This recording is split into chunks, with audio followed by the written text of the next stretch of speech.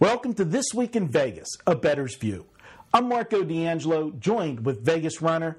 As we do each and every week, we talk about what's going on in Vegas, what's happening with VR and myself. And I'll tell you what, there's really only one thing to talk about right now. We're taping on Wednesday. Oh, boy. Thursday's Game 7. Oh, boy. That's it.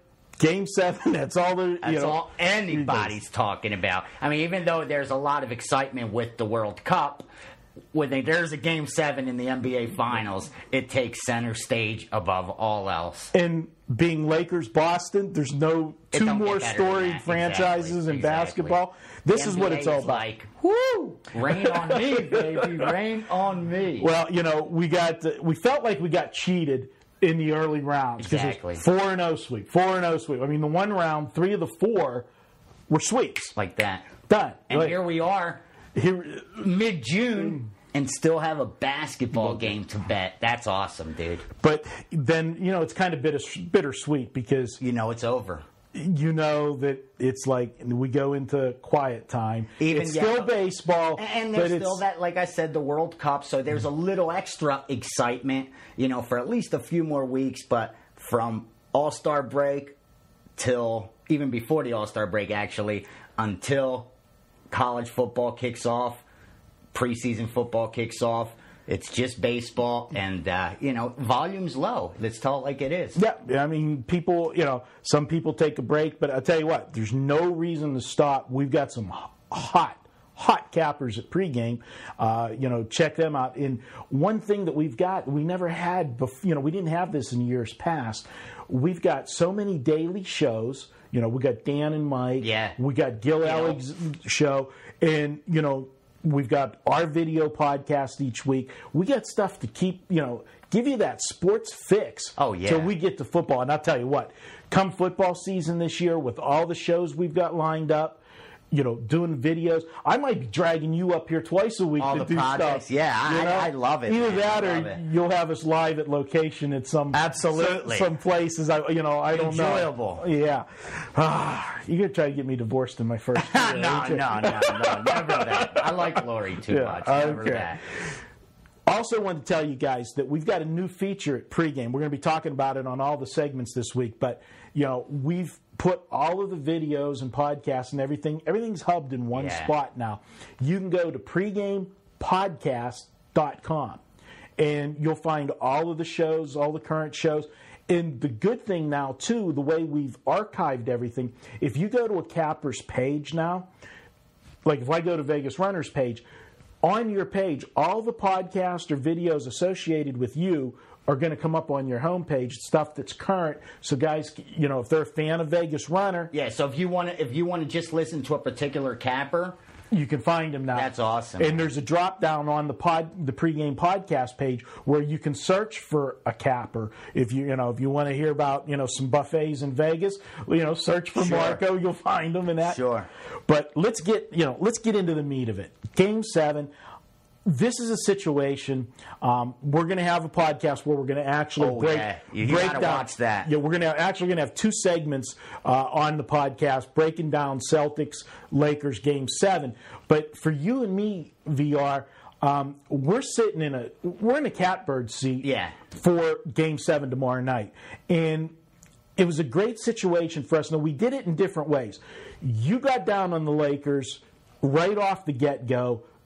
I think you got down at minus 180. Yeah. Well, right when the series, I found 170 for myself, but most people got 180, and I really thought there was a ton of value because of this exact situation. I honestly, and we talked about it beforehand, did not expect an easy series. I joked around. There was no way I didn't think this one goes at least 6. Knowing that, I knew it would get back to L.A. Because of that, I could already foresee the opportunity to earn was going to be there. And that's the only reason I was willing to lay that kind of chalk. Yeah, I want to cash my series ticket. That's the reason I make a future bet. Right. But I also make a future bet trying to think 2 or 3 steps ahead and making sure this future bet, if it doesn't cash, will at least put me in a position where I could turn a profit off it. And I had that opportunity by getting down on them before the series started. And now, like you said, in the driver's seat with plenty of options. That's what my Morning Moves newsletter was on today. The different options we have. You brought up a position that was available to bettors before Game 6 started, which put you in the same position as I'm in, only better because you didn't have to lay 180. You could have laid between 110 and 130, which is what it went off at before the game started. I got down it right before Game 6. I made my bet yesterday. I made it in the morning. I made a large bet on the Lakers to win the series. I really was shocked that they, because of the money they were holding on the Lakers and such, that they would do what they did, and they came out with it, 110, 120. Right. I got 120. I took the Lakers, and my position was this. If you like the Lakers in Game 6, why lay 6.5? Or minus 320, 340. 330, yeah, 330 on the money line when you could bet them for the series, which gives you the Lakers to win Game 6. Now, obviously, you don't cash. I haven't made a penny yet. Right. But now I'm sitting going into Game 7. I've got the Lakers at minus 120. And they're going to go off on the money. Yeah, you have the Lakers at a pick-em for Game 7. That's what it boils down to. And you have a pick-em minus 110, 120. You got down early. And now, to get that same ticket, you're going to have to lay at least 340, and I think the money line is going to go up a lot higher because the injury and because they're going to have such a liability already. All these favorites that going off today, Yankees and St. Louis, teams like that, they're already being parlayed with the Lakers money line. People did that on Monday. They parlayed San Francisco Giants. They parlayed St. Louis Cardinals with the Lakers on the money line for Game 6. So the books already had an exposure on the Lakers money line. They're going to have the exact same thing going into tomorrow unless all these minus 200 favorites lose tonight, which I highly doubt. Yeah. And because of that, they're going to be forced to up that money line price even more. So you got a minus 120 at a minus 360, 380. Who knows what it's going to go to by tip-off. That's as good of a position as you could be in. You could take the 7 and hope for a middle. You could take the money line and not even watch the game. Know you're going to make money. There's so much you could do. Or you could say, you know what? I have the total best of it. I lay in 120 on a minus 380.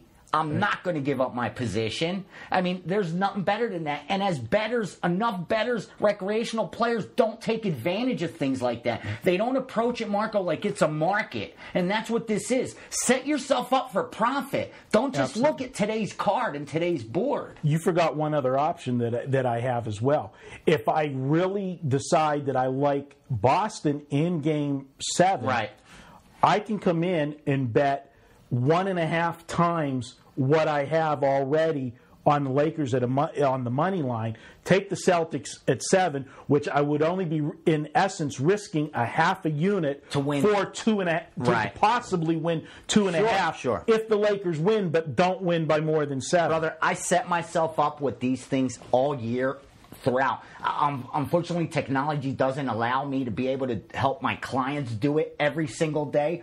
But I'll tell you now, and I say it in my morning moves, I do it with baseball series wagers, 3-game series wagers. I do it every single day. I look for betting opportunities like that because this is nothing more than a sports betting market. So you invest, and you can't just look at today. That's the bottom line. We're going to discuss trying situations like this, getting the edge on the Vegas books. They always have the edge. The Vegas house looks for the edge all the time. Any game you play in a casino, they have an edge. But this is how you turn the table on the books. Exactly. And that's what we do. Hey, this has been a great This Week in Vegas. He's Vegas Runner. I'm Marco D'Angelo. You can listen to all of our podcasts at iTunes. Just go to iTunes and search for pregame.com. You'll find all of ours. Download and listen. Listen in the car on your way to work. Because remember, guys, knowledge is power. The stuff we're giving you, you're just not finding anywhere else on the net. We've done this for a living our entire lives. Soak up the knowledge, guys. We'll talk to you next week. This has been segment 2. We'll be back. Segment 3, going to take a look at Celtics and Lakers.